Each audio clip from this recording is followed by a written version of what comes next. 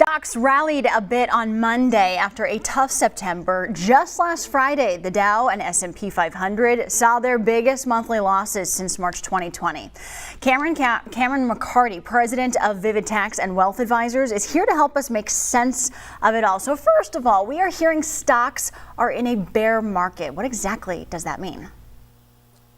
Yeah, so what a bear market is, so from a peak to a trough, so from the market's most recent highs to its most recent low, if it's down 20%, that defines a bear market. Now that's the big word, 20%.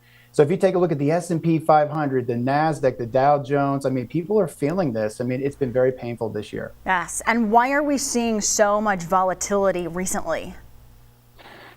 Well, a whole slew of things. The first is inflation. And so the Federal Reserve, they are doing rate hikes, meaning they're trying to bring down inflation. And so when you look at June, readings were 9.1%, the worst it's been in 40 years. The good news is those inflation numbers went down.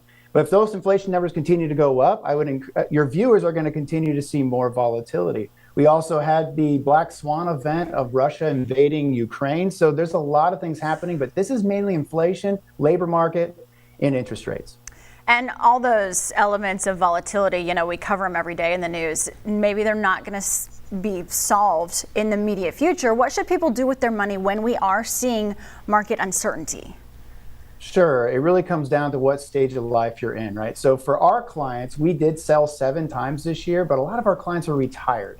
Now, if you are in your 20s, your 30s, you're building your wealth. And so you want to continue to make those contributions towards your 401k because you're dollar cost averaging in. That's a good thing. But for people that are retired, you saw the NASDAQ fell nearly 33% this year. We can't afford that.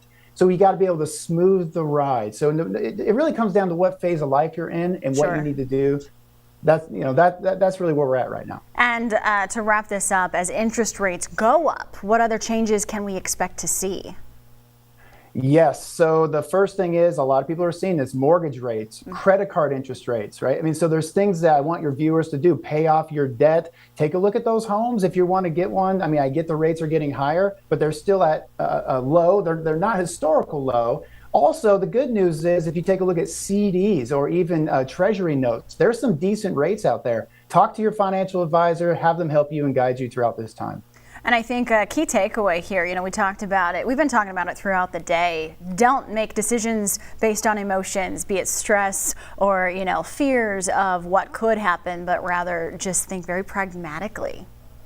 That's right. You know, Warren Buffett said it best. You know, when people are fearful, we should be greedy. When people are greedy, you should be fearful. So it's almost reverse psychology. But again, it comes down to where you're at in your life and what you're trying to accomplish with your money. Yes, and never a more important time to really get a handle on the finances and, you know, just have conversations that are productive and try to move through this time smoothly. We thank you so much for your time. Very helpful information.